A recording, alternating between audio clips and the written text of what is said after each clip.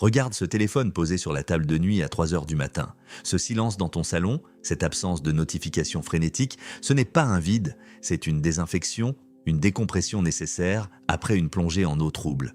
Tu penses peut-être que l'autre là-bas vit une épopée fantastique avec une nouvelle recrue, une version améliorée de votre histoire.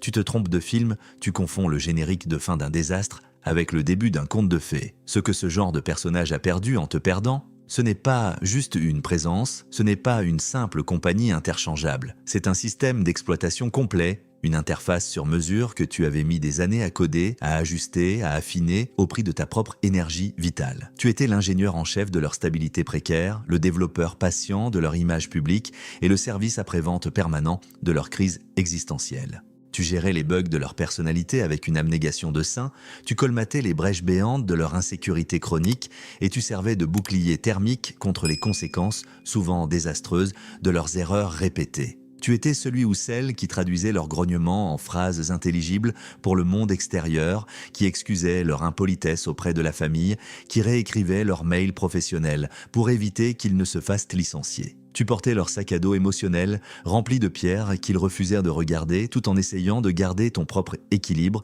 sur un fil de fer. On raconte souvent que ces individus passent d'une proie à l'autre comme on change de chemise, avec une aisance déconcertante. C'est une illusion d'optique. Un tour de magie bon marché. Ils changent de décor, certes, ils changent de figurant, mais ils ne retrouvent jamais la même acoustique, la même résonance.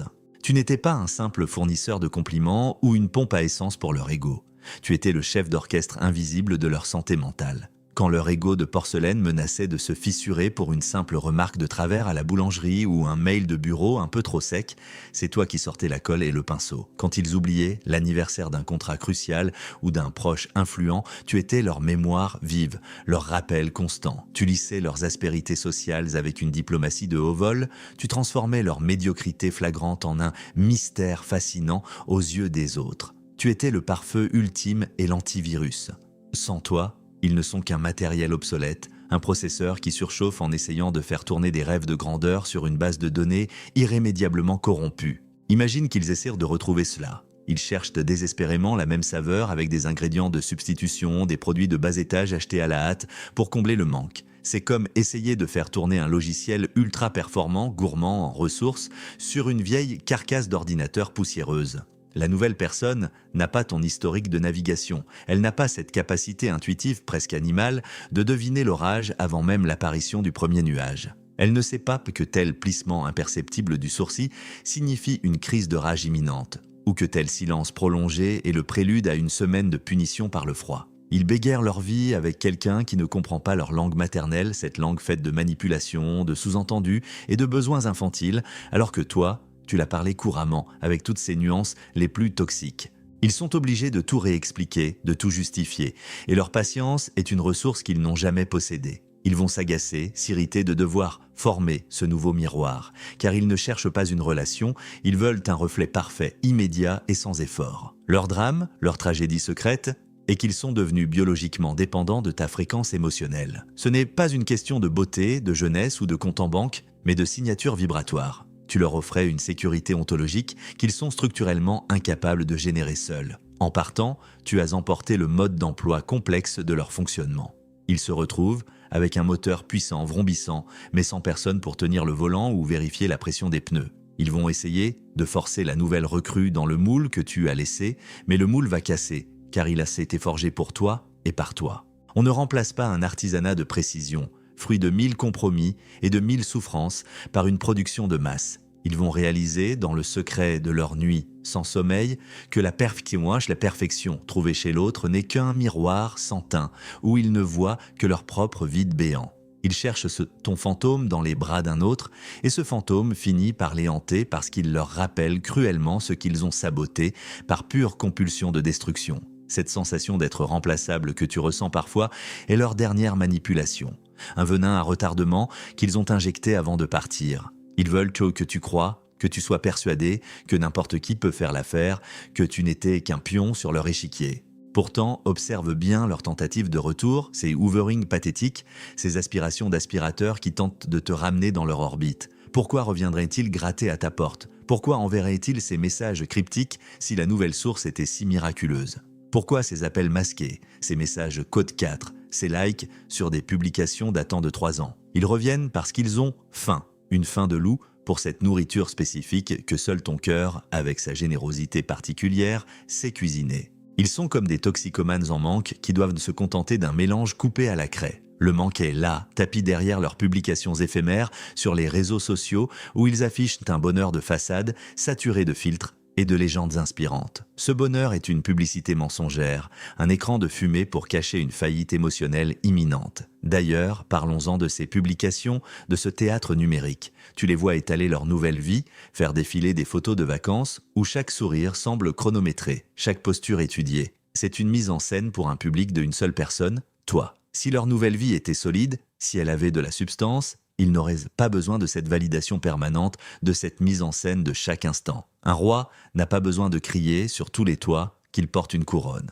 Eux hurlent leur bonheur pour tenter de s'en convaincre et dans l'espoir puéril que tu les surveilles encore. Ils jouent une pièce tragique dans un théâtre vide, espérant que tu es caché derrière le rideau. C'est une régression, une chute libre déguisée en ascension fulgurante. Chaque quote 5 est une microdose de dopamine qui s'évapore en quelques secondes, les laissant plus vides qu'avant. Ils sont prisonniers d'une boucle de rétroaction où l'image compte plus que le vécu, où le paraître a définitivement dévoré l'être. Ils sont devenus les influenceurs de leur propre misère. Il y a une dimension biologique, presque neurologique à cela. Ces êtres ne sont pas juste mal élevés ou capricieux. Leur structure cérébrale est différente, câblée différemment. Les scanners montrent souvent une densité moindre de matière grise dans les zones liées à l'empathie comme l'insula ou le cortex singulaire antérieur. C'est une réalité physique, une malformation de l'âme inscrite dans les neurones et les synapses. Tu as passé des années à essayer d'apprendre la poésie, la nuance et la profondeur à quelqu'un qui ne perçoit que les fréquences radio de base,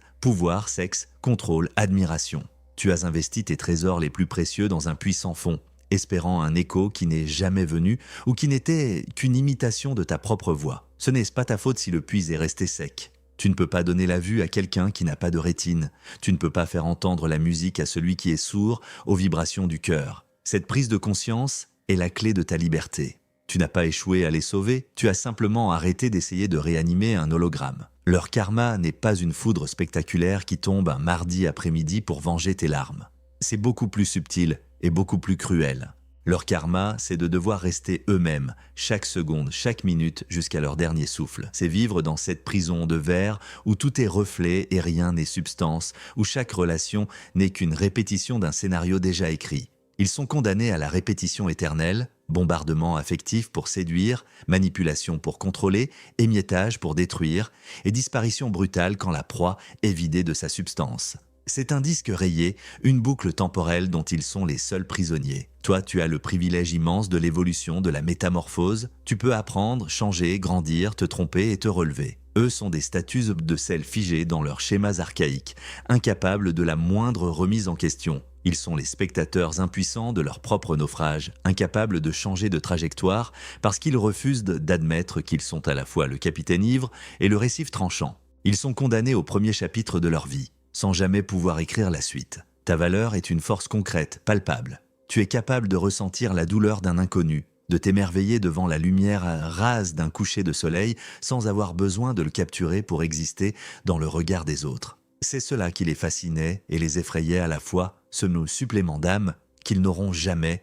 même en volant celui des autres. Ils voulaient te voler cette lumière, l'aspirer pour éclairer leurs propres ténèbres intérieures. Mais la lumière ne se vole pas, elle s'éteint pour celui qui tente de la capturer par la force ou la ruse. En t'éloignant, tu as simplement repris ta lampe. Ils se retrouvent à tâtons dans le noir, essayant d'allumer des allumettes mouillées avec des gens qui n'ont aucune étincelle. Ils vont finir par se brûler les doigts, à force de chercher une chaleur qu'ils sont incapables de générer de l'intérieur. Ils sont des ombres cherchant désespérément à devenir le soleil par procuration. Ne te compare jamais, au grand jamais, à la personne qui partage leur vie aujourd'hui. C'est le piège ultime de l'ego, une chose trappe mentale. Cette personne n'est pas une version améliorée, plus jeune ou plus intelligente de toi. C'est juste une nouvelle victime en période d'essai, un intérimaire de l'affection, un pansement sur une plaie béante. Elle vit exactement ce que tu as vécu au début. Ce mirage de perfection, ce love bombing, où tout semble magique. Le manipulateur lui raconte sans doute, avec des trémolos dans la voix, que tu étais le problème, que tu étais folle ou instable, et qu'il a enfin trouvé quote 10. C'est le même script, mot pour mot, virgule pour virgule. Bientôt, l'écran de cinéma sera déchiré par la réalité brute et elle se retrouvera avec les mêmes débris, les mêmes doutes lancinants, la même fatigue nerveuse qui te rongeait. On ne gagne jamais au jeu du plus malheureux, la seule victoire réelle est de quitter définitivement la table de jeu, de ne plus regarder les cartes et de ne plus jamais parier un seul centime de ton attention sur eux. Apprends à savourer ta propre compagnie, ce silence qui n'est plus une menace mais un luxe. C'est une étape qui fait peur au début, car on a été tellement habitué au chaos, aux crises et aux réconciliations sur l'oreiller que le calme ressemble à de l'ennui ou à de l'abandon. Mais c'est de la paix, de la vraie. C'est le moment sacré où tu peux enfin t'entendre penser sans le parasitage constant de leurs critiques, de leurs jugements ou de leurs besoins dévorants. Tu réalises que tu n'as pas besoin d'un monarque tyrannique pour valider tes choix de vie. Tu peux manger ce que tu veux, sortir quand tu veux, écouter la musique que tu aimes et surtout ne plus surveiller chaque mot de peur de déclencher une catastrophe nucléaire pour une virgule mal placée ou un ton mal interprété. Cette liberté a un goût de miel sauvage, un peu âpre au début, mais infiniment nourrissant. C'est le silence des cathédrales après le tumulte des marchés aux esclaves, une reconnexion profonde avec ton essence que personne ne pourra plus parasiter si tu gardes la porte verrouillée. Leur manœuvre de retour est presque une loi physique. Tôt ou tard, la nouvelle source se tarira, car ils finissent toujours par lasser ou par détruire ce qu'ils touchent. Ils reviendront alors tester la solidité de ta porte. Ils enverront peut-être des quotes 11, ses amis communs ou ses membres de la famille qu'ils ont manipulés pour prendre de tes nouvelles. Ils laisseront traîner un j'aime sur une vieille photo ou t'enverront un lien vers une chanson que vous écoutiez ensemble. C'est de la pêche à la ligne émotionnelle purement et simplement. Ils lancent un appât pour voir si le poisson mord encore, s'il y a encore de la cote 13 disponible. Si tu réponds, même pour hurler ta haine ou exiger des excuses, tu leur donnes exactement ce qu'ils veulent. De l'énergie vitale. Le silence radio total est la seule réponse qu'ils ne savent pas manipuler, car ils ne peuvent-ils pas construire sur du vide. C'est un mur d'acier poli sur lequel ils se brisent les dents. Maintenir ce silence n'est pas un acte de cruauté ou de haine, c'est un acte de respect ultime envers toi-même. C'est déclarer que ton énergie est désormais un territoire sacré, une zone de non-survol pour les pillards émotionnels. Regarde ton parcours avec une fierté immense. Tu as survécu à une tentative d'effacement méthodique de ton identité. Tu as été broyé, utilisé comme une batterie jetable, déshumanisée, et pourtant tu es là, debout. Ton cœur bat encore, et il est capable de plus de profondeur, de plus de résilience, que le leur ne le sera jamais en 1000 vies. Ta force ne vient pas de ce que tu as supporté en silence, mais de ta capacité à avoir dit « assez ». Le jour où tu as décidé que ton bien-être valait plus que leur approbation toxique, tu as gagné la guerre, même si tu as perdu quelques batailles en chemin. Le reste n'est que de la logistique, du temps et de la patience. Tu passes loin de l'état de victime à celui de créateur souverain de ta propre réalité. Tu es l'alchimiste de ta propre vie, transformant le plomb lourd de la trahison en l'or pur de la sagesse acquise au combat. Imagine la scène, car elle arrivera.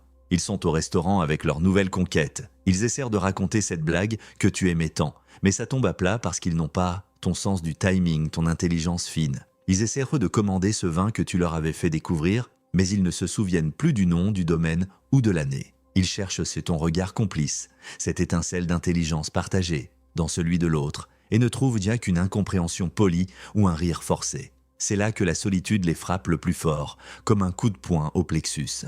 Ils sont désespérément seuls au monde parce qu'ils ont chassé la seule personne qui les connaissait vraiment dans leurs recoins les plus sombres et qui les aimait malgré tout.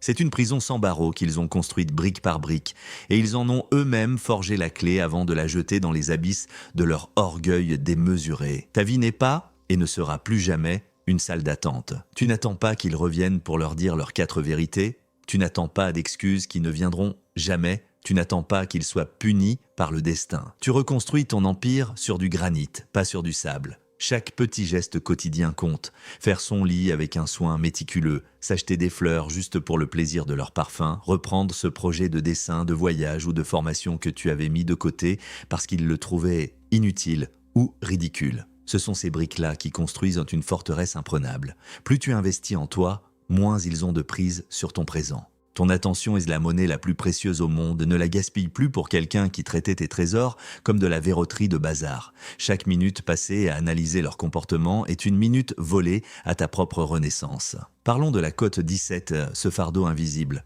Ton corps se souvient des tensions dans la nuque, de la boule à l'estomac, des sourcils froncés qui annonçaient le mépris, de l'air qui se raréfiait quand ils entrèrent dans la pièce. Ce stress physiologique ne s'efface pas par un simple acte de volonté. traite ton système nerveux avec une douceur infinie. Chaque fois que tu ressens une bouffée d'angoisse en croisant une voiture similaire à la leur ou en entendant un prénom, ne te juge pas, ne te trouve pas cote 18. Dis-toi cote 19. C'est une détoxification cellulaire profonde, un sevrage chimique. Tu purges des années de toxines injectées par des micro-agressions que tu avais fini par normaliser pour survivre. Sois patient avec toi-même comme tu le serais avec un grand blessé. Tu es en convalescence et cela demande du repos, du temps et une immense bienveillance envers tes propres failles. Identifie avec précision le petit rituel, l'habitude minuscule que tu avais créée spécifiquement pour lui ou elle par peur, par anticipation. Ce sacrifice quotidien que tu pensais être de la cote 20 ou de la cote 21 et qui était en réalité une érosion lente de ton être. Baisser le son de la télé pour ne pas les irriter, ne jamais cuisiner certains plats qu'ils n'aimaient pas, cacher tes petites réussites pour ne pas faire d'ombre à leur ego fragile et ombrageux. Identifie ces chaînes invisibles qui entravent encore tes mouvements. En les brisant une à une, tu redécouvres qui tu es vraiment sous l'armure de survie que tu avais dû forger. Tu découvres que ta voix a une tessiture oubliée, que tes goûts sont plus vastes et plus audacieux que ce qu'on t'autorisait à explorer dans leur périmètre restreint et étouffant. Pour avancer, réclame ton espace physique et numérique sans aucune exception, sans aucune pitié pour les souvenirs. Supprime les photos, vide les tiroirs des derniers objets qui traînent, change la disposition des meubles pour casser la mémoire spatiale de la douleur. Chaque objet qui rappelle une humiliation, une dispute stérile ou une trahison est une ancre qui t'empêche de prendre le large. Ton environnement doit devenir un sanctuaire de paix. Repeins un mur avec une couleur vive qu'ils auraient détestée. Apporte des plantes vertes là où ils avaient instauré une ambiance de plomb. C'est en purifiant ton cadre de vie que tu envoies un signal puissant à ton subconscient. La fête est finie pour les parasites et elle commence enfin pour toi. C'est un exorcisme par la matière, une reprise de pouvoir sur ton existence immédiate. Apprends à identifier tes besoins physiologiques et émotionnels avant qu'ils ne deviennent des urgences. Après une telle relation, on est souvent totalement déconnecté de son propre corps car on a vécu en mode veille, projeté en permanence dans la tête de l'autre pour anticiper ses moindres désirs ou ses colères. On devient un satellite tournant autour d'une planète morte et froide. Apprends à reconnaître quand tu as faim, quand tu as soif, quand tu as besoin de dormir ou simplement besoin de 10 minutes de silence total. Réapprivoiser ces sensations physiques est le meilleur rempart contre la manipulation future. Si tu es solidement ancré sur tes appuis, si tu écoutes de ton instinct, il sera impossible de te faire douter de ta propre réalité, le fameux gaslighting. Ton corps possède une intelligence instinctive, une boussole qui ne ment jamais, contrairement aux mots. Écoute cette petite voix dans ton ventre, celle que tu as fait taire si longtemps. Elle avait raison depuis le premier jour. Redécouvre le plaisir pur de la parole inutile, des discussions qui ne mènent nulle part, et des rires sans raison. Sors avec des gens qui ne te demandent rien d'autre que d'être là, simplement, sans agenda, caché. Redécouvre la fluidité d'une conversation où on ne pèse pas chaque mot, où on ne cherche pas le double sens caché, où on peut être vulnérable sans que cela soit noté dans un carnet noir pour un futur procès en sorcellerie. La légèreté est une discipline qui s'apprend après avoir porté des tonnes de plomb sur les épaules. Ne cherche pas forcément la grande passion amoureuse tout de suite, car ton cerveau, encore sous le choc, pourrait confondre le drame et l'intensité avec l'amour. Cherche la camaraderie, la douceur, la bienveillance qui ne cherchent pas à te posséder ou à te transformer. Entoure-toi de personnes solaires, de ces gens qui se réjouissent sincèrement de tes succès et qui ne se sentent pas menacés par ta lumière naissante. Cultive un jardin secret qui n'a aucun but productif, aucune rentabilité. Quelque chose que tu fais juste pour le plaisir pur, loin des regards. Que ce soit le jardinage, le dessin, la marche solitaire en forêt, le tricot ou l'apprentissage d'une langue ancienne, trouve ce domaine où tu es le seul et unique juge de ton plaisir. C'est dans ces moments de flow, de concentration totale et joyeuse, que ton âme se répare en profondeur. Tu y retrouves ton essence originelle, cette étincelle divine qui existait bien avant qu'un prédateur ne vienne essayer de s'en nourrir. C'est ta zone de haute sécurité, ton bunker de lumière, et cette fois-ci, personne n'en aura la clé pour venir piétiner les fleurs ou critiquer la disposition des allées. C'est un espace de souveraineté absolue où tu es le seul maître à bord. La route de la reconstruction n'est pas une ligne droite, elle ressemble à des montagnes russes. Il y aura des jours de triomphe éclatants où tu te sentiras invincible, et des jours de pluie intérieure où tu auras l'impression de retomber dans l'obsession, de vouloir comprendre l'incompréhensible. C'est le processus normal de sevrage neurologique. Le cerveau a été câblé pendant des mois ou des années pour réagir à leurs stimuli extrêmes entre le chaud brûlant du love bombing et le froid polaire de la dévaluation. Il faut du temps, beaucoup de temps, pour créer de nouveaux circuits neuronaux basés sur la stabilité et la sérénité. Mais n'oublie jamais que la personne que tu es en train de devenir est infiniment plus forte, plus lucide et plus résiliente qu'avant. Tu as acquis une vue de lynx sur la nature humaine, un radar à imposteurs que personne ne pourra plus jamais désactiver. Ta sensibilité, que tu croyais être une faiblesse, est devenue ton super pouvoir, protégé par des frontières de béton armé. Le manipulateur, lui, reste coincé à jamais dans son labyrinthe de miroirs déformants. Il croit avancer parce qu'il change de partenaire, de ville ou de travail, mais il ne fait que tourner en rond dans la même cage dorée. Il croit gagner des batailles en écrasant l'autre, en le soumettant, mais il a perdu la guerre le jour où il a décidé de détruire ce qu'il y avait de plus noble chez toi pour tenter de combler son propre vide. On ne construit rien de durable sur des cendres et du mépris. Et leur vie entière n'est qu'un tas de cendres repeintes en couleurs vives pour amuser la galerie. Toi, tu es la graine qui pousse avec une force inouïe à travers le bitume le plus dur, celle qui possède la force invincible de la vie. Eux n'ont que la force de la destruction, qui est par essence stérile et sans lendemain. La vie finit toujours par gagner, c'est une loi immuable de l'univers, une justice silencieuse mais implacable. Quand tu te surprendras, au détour d'une soirée un peu triste, à vouloir espionner leur profil ou à demander de leurs nouvelles à un proche, arrête-toi. Respire un grand coup et rappelle-toi avec une précision chirurgicale pourquoi tu es parti ou pourquoi il était vital que cela s'arrête. Rappelle-toi l'acidité corrosive dans ton estomac chaque dimanche soir, les nuits blanches à fixer le plafond en cherchant ce que tu avais pu faire de côte 26, le sentiment terrifiant de devenir fou sous le poids de leurs contradictions permanentes. Rappelle-toi les mensonges grotesques, presque risibles, soutenus les yeux dans les yeux. Les promesses non tenues, les séances de gaslighting où ils te faisaient douter de tes propres souvenirs, mais de tes propres sens. Tout cela est derrière toi, comme un mauvais film d'horreur dont tu es enfin sorti. Devant toi, il y a une page blanche, immense, lumineuse, qui n'attend que ta plume. Tu es désormais l'auteur, le metteur en scène et l'acteur principal de la suite de ton histoire. Garde la tête haute, toujours. Ne laisse personne, et surtout pas toi-même, te faire croire que tu as perdu quelque chose de précieux dans cette rupture. Tu n'as pas perdu un amour véritable, tu as perdu un parasite qui se nourrissait de ta substance. Tu n'as pas perdu un avenir radieux, tu as évité de justesse un naufrage définitif sur des récifs de glace. C'est eux qui ont égaré leur boussole morale, pas toi. Ta valeur est restée intacte, comme un diamant brut qui serait tombé dans la boue. Elle a juste été temporairement recouverte de débris et de poussière. Secoue cette poussière, redresse tes épaules et marche avec détermination vers l'horizon. Le monde est vaste. Il est rempli de gens merveilleux, de cœurs ouverts, qui sauront apprécier ta lumière unique sans jamais chercher à la mettre en bouteille ou à l'éteindre. Ta place est parmi les vivants, parmi ceux qui aiment vraiment, pas dans l'ombre étouffante d'un tyran de pacotille qui a peur de son propre reflet dès que les projecteurs de la scène s'éteignent. Pense à tout ce que tu as appris, malgré toi, sur les mécanismes complexes de l'emprise, de la culpabilisation et du chantage affectif. Tu connais maintenant les ficelles, les masques de théâtre et les tactiques de diversion. Tu es devenu un expert involontaire en psychologie humaine, un vétéran aguerri des guerres invisibles qui se jouent dans l'intimité des foyers. Cette expertise, bien que chèrement acquise, est un trésor de guerre inestimable. Elle te permettra de protéger non seulement toi-même à l'avenir, mais aussi ceux que tu aimes. Tu es devenu un phare, une balise, pour ceux qui sont encore perdus dans la brume épaisse de la manipulation. Ta douleur n'a pas été vaine si elle se transforme en une sagesse profonde et en une force tranquille. C'est la plus noble des transmutations alchimiques. Transformer la souffrance brute en une conscience éveillée et rayonnante. Le temps, cet allié silencieux, fera son œuvre de guérison lente mais certaine, comme une rivière qui polit inlassablement les pierres les plus tranchantes. Un jour prochain, tu réaliseras avec une surprise délicieuse, presque enfantine, que tu n'as pas pensé à eux de toute la sainte journée. Puis de toute la semaine, ce jour-là, tu seras totalement, définitivement lavé de leur influence. L'indifférence est le stade ultime et glorieux de la libération, le zéro absolu de l'emprise.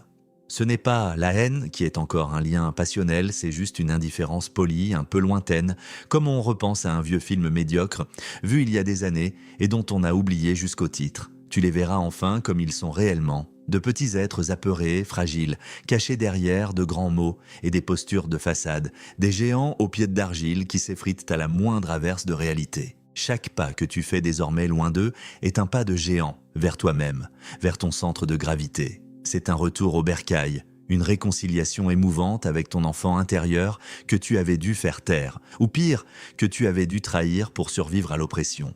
Tu rentres enfin à la maison dans ton propre cœur. Installe-toi confortablement, allume un feu de joie avec les débris de ton passé et profite de la chaleur douce de ta propre existence. Tu as fait le plus dur, le plus épuisant. Tu as traversé le désert aride des illusions sans y laisser ton âme, et l'oasis de la vérité est là, juste devant toi. Elle ne t'appartient qu'à toi, et personne, absolument personne, ne pourra plus jamais t'en interdire l'accès ou en polluer la source limpide. Tu es le seul et unique gardien de ton propre bonheur, et c'est la fonction la plus noble qui soit. Il est aussi vital, presque urgent, de te pardonner à toi-même. Pardonne-toi d'avoir été humain, d'avoir été vulnérable, d'avoir cru de toutes tes forces à leurs mensonges, parce qu'ils étaient conçus avec une ingéniosité diabolique pour être crus. Pardonne-toi d'avoir laissé tes limites être franchies, piétinées, car on ne t'avait pas forcément appris à tracer des frontières de fer. Pardonne-toi d'avoir voulu voir le bien, la lumière, là où il n'y avait en réalité que du vide et de l'obscurité, car c'est la preuve irréfutable de ta propre bonté intrinsèque.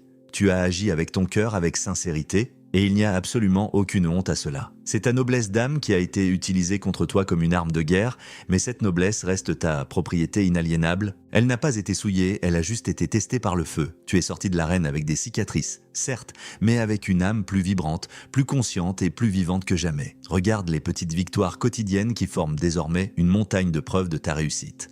Le plaisir simple d'un café bu en paix le matin sans aucun commentaire désobligeant sur ta manière de te tenir ou de t'habiller. La joie d'une lecture ininterrompue, d'un film regardé jusqu'au bout, sans que l'on te reproche ton égoïsme ou ton manque d'attention. La satisfaction profonde d'un travail bien fait sans que ton partenaire ne vienne systématiquement minimiser ton succès par une critique acerbe ou une comparaison humiliante. Ces moments, mis bout à bout, sont les joyaux de ta nouvelle couronne de liberté. Collectionne-les précieusement. Comme des trésors, ils forment le socle inébranlable de ta nouvelle vie. Tu n'as plus besoin de demander la permission d'exister, de respirer ou de rire aux éclats. Tu existes pleinement, par toi-même, et c'est une révolution silencieuse mais totale. Ton existence, même aujourd'hui, est un acte de résistance héroïque contre leur tentative d'annihilation. N'oublie jamais dans les moments de doute que tu es une force de la nature, une puissance capable de refleurir après l'hiver le plus rigoureux, le plus dévastateur. Eux sont condamnés à une forme de stérilité émotionnelle perpétuelle, à la répétition lassante de schémas qui les mènent inévitablement au même mur de solitude et d'amertume. Ils ne produisent rien de vrai, rien de durable, ils ne font que consommer les émotions des autres et détruire systématiquement ce qu'ils ne peuvent pas contrôler totalement. Toi, tu es un créateur de sens, un tisseur de liens authentiques et profonds. Tu crées de la beauté là où ils ne voient que de l'utilité ou du profit. C'est pour cela que tu gagneras sur le long terme, car la vie, dans sa grande sagesse, soutient toujours ceux qui l'honorent et la respectent. En choisissant de te sauver, en choisissant la lumière,